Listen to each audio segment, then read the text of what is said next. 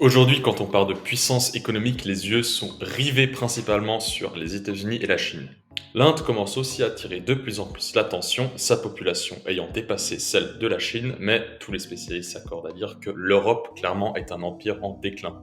Mais il y a une région du monde en particulier de laquelle on parle beaucoup moins, mais qui offre pourtant des perspectives d'investissement extrêmement intéressantes, et c'est une région qui est en pleine croissance, et il s'agit des pays de l'ASEAN. Et je vais vous expliquer dans cette vidéo pourquoi cette région en particulier mérite toute votre attention. L'ASEAN, autrement dit l'Association des Nations d'Asie du Sud-Est, est représentée par 10 États membres. On a la Thaïlande, le Vietnam, la Malaisie, Singapour, l'Indonésie, le Cambodge, le Laos, le Myanmar, les Philippines et le Brunei. L'organisation a été mise en place en 1966 par l'Indonésie, la Malaisie, Singapour, les Philippines et la Thaïlande, et les 5 derniers États membres ont progressivement rejoint l'Alliance jusqu'au Cambodge en 1999. Ce qui fait la force des pays de l'ASEAN, c'est qu'ils sont à la fois géographiquement très différents et culturellement très similaires. L'avantage d'être géographiquement très différent, c'est que chacun de ces pays a ses forces et ses faiblesses qui vont pouvoir être compensées par les autres pays de l'association. Le but étant le partage des ressources entre ces différents pays.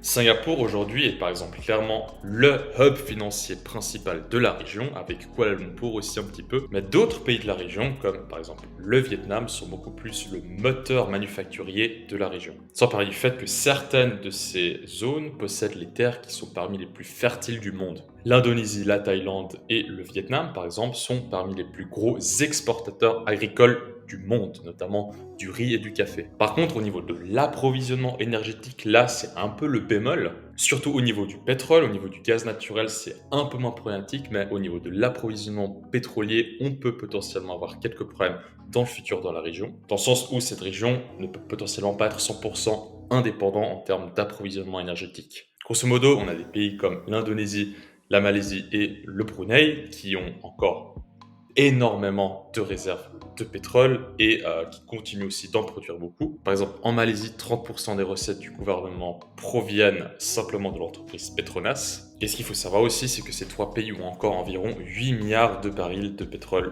en réserve, mais justement, ce qu'il faut savoir, c'est que depuis quelques années, la consommation augmente plus vite que la production de pétrole dans ces différents pays de l'ASEAN. Donc inexorablement, à moins de profondément innover sur la façon d'extraire des ressources, comme par exemple les Américains l'ont fait avec le fracking en 2014, qui sera encore très difficile à ce stade de faire dans l'ASEAN. Pourquoi ? Parce que c'est extrêmement capital intensif de mettre en place une technologie comme ça. Mais grosso modo, si l'ASEAN n'innove pas justement dans ces techniques d'extraction pétrolière pour pouvoir en extraire plus tout simplement, à un moment donné, ces pays vont devoir compter sur des pouvoirs externes pour les approvisionner. Donc ça peut venir par exemple des États-Unis, de la Chine ou de l'Inde. Mais parlons maintenant des facteurs principaux qui font que l'ASEAN peut être une destination de choix pour un investisseur aujourd'hui. Déjà, au niveau de la croissance économique qu'offrent les pays de l'ASEAN, on est sur des niveaux de croissance parmi les plus élevés du monde. Par exemple, le Cambodge, le Vietnam et les Philippines connaissent des taux de croissance du PIB de l'ordre de 6 à 7% par an. Cette croissance rapide est alimentée par des investissements massifs dans les infrastructures, une industrialisation rapide et une intégration accrue dans l'économie mondiale. Par exemple, le Vietnam est devenu un centre manufacturier mondial attirant des entreprises comme Samsung, par exemple, Samsung et Intel,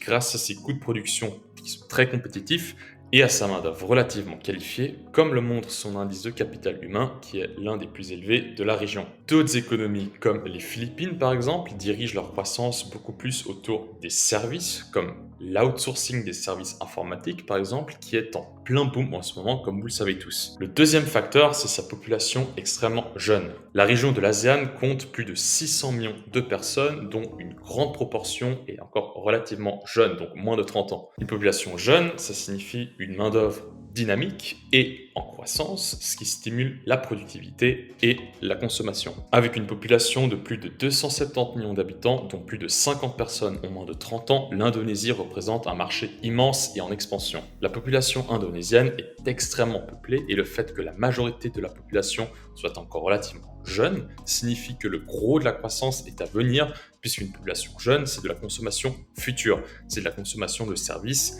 d'immobilier, de biens de consommation, etc. Une population jeune, c'est aussi de la main-d'œuvre future, que ce soit dans les services ou dans la production. Donc une population jeune, c'est toujours bon signe, toutes choses étant égales par ailleurs pour une économie, et c'est le cas pour l'Indonésie qui possède la plus grande population de l'ASEAN. Il en va de même pour le Myanmar, le Cambodge, le Laos, qui ont des structures démographiques aussi absolument phénoménales. Et dans une moindre mesure, on a aussi la Malaisie et le Vietnam.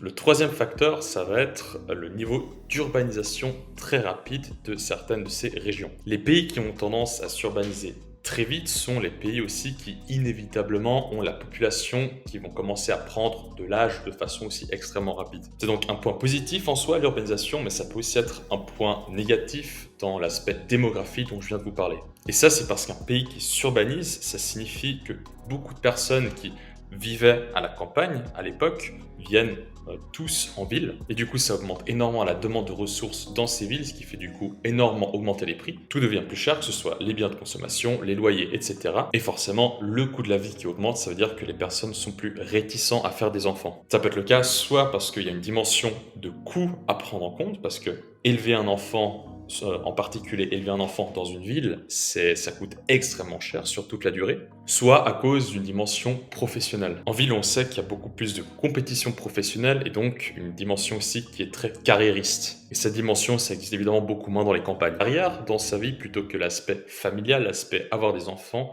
de les élever, etc. Et donc forcément, l'aspect des coûts qui augmente et l'aspect carriériste que crée la compétition dans le ville, ça fait que ces deux facteurs, forcément, ça veut dire un vieillissement de la démographie. Pourquoi? Parce que les personnes font moins d'enfants. Si ces sujets vous intéressent, je vous recommande vivement de suivre Peter Zeihan, qui est un expert de la géopolitique et de toutes ces thématiques en lien aussi avec la démographie. Il est anglophone, mais si vous parlez anglais, son contenu sur YouTube et ses livres aussi sont vraiment extrêmement éducatifs. Pour le coup, je suis pas d'accord avec tout ce qu'il dit, mais il en sait énormément sur ces sujets. Et franchement, je vous les conseille fortement, ça vaut le détour. Mais globalement, un pays qui s'urbanise, c'est aussi excellent pour la croissance de son économie, notamment son secteur de la construction. Parce que ça crée une grosse demande pour des infrastructures modernes, comme par exemple les transports, le logement, les services publics, et ça va forcément aussi générer plein d'emplois pour tous les commerces qui s'y développent. Des infrastructures modernes va aussi rendre le pays beaucoup plus attractif et plus compétitif pour faire venir des investisseurs et des travailleurs expatriés pour venir contribuer au développement du pays. Singapour, qui est justement le hub financier de la région, en est évidemment la parfaite illustration. Mais on a aussi la Malaisie, la Thaïlande, qui ont commencé à lancer des projets d'infrastructures de très grande envergure, comme la construction d'énormément de routes déjà, la construction de réseaux de transport et même la construction de différentes smart cities, ce qui offre aussi de nombreuses opportunités pour les investisseurs dans le secteur de l'immobilier et de la construction. Pour avoir été à Kuala Lumpur en Malaisie assez récemment, c'est une ville dans laquelle il y a énormément de choses qui sont en train de se passer en ce moment. La ville est vraiment en train de se développer et ça construit énormément, notamment des routes. La qualité des transports publics s'est aussi largement améliorée comparativement encore à ce qu'il y avait il y a quelques années. Et tout ça, c'est des facteurs qui sont très propices au développement économique d'un pays. Le dernier facteur, ça va être celui de l'intégration de plus en plus marquée dans le circuit économique global. Les pays de l'ASEAN ont signé plusieurs accords de libre-échange avec des économies majeures de la région Asie-Pacifique. Et la région est notamment au cœur du partenariat économique global régional RCEP, donc le plus grand accord de libre-échange au monde en l'état. Donc il regroupe les États membres de l'ASEAN ainsi que la Chine, le Japon, la Corée du Sud, l'Australie et la Nouvelle-Zélande. Cet accord facilite le commerce et l'investissement en réduisant les barrières tarifaires et non tarifaires et en harmonisant les règles du commerce dans la région. En conclusion, comme on l'a vu dans cette vidéo, l'ASEAN représente une opportunité très intéressante pour les investisseurs au vu de sa croissance, sa géographie, sa démographie, son accès aux ressources, même si en termes d'accès à l'énergie, comme on l'a vu, c'est un peu plus compliqué, et du fait que son tissu économique soit si complet finalement.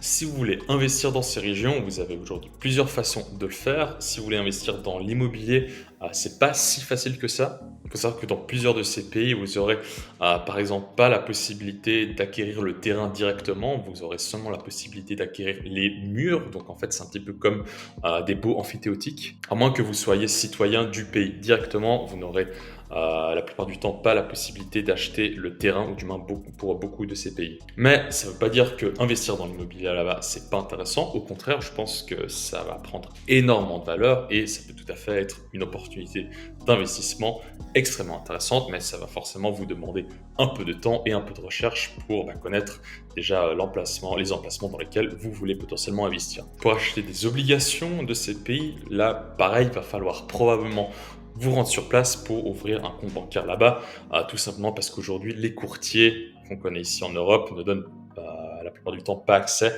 à ce genre d'investissement. Par contre, vous pouvez très facilement vous exposer au marché actions de ces pays en achetant par exemple un ETF MSCI exposé sur les pays de l'ASEAN, donc spécifiquement orienté sur cette région. Simplement, dans ce cas-là, vous serez normalement investi en dollars. Dans tous les cas, j'espère que cette vidéo vous a plu. Si c'est le cas, n'hésitez pas à la liker, à la partager autour de vous et à vous abonner à la chaîne, évidemment. N'hésitez pas aussi à partager vos questions dans les commentaires et à me faire part de vos expériences d'investisseurs personnels. C'était Patrick de Sortie de Terre et je vous dis à la prochaine. Ciao!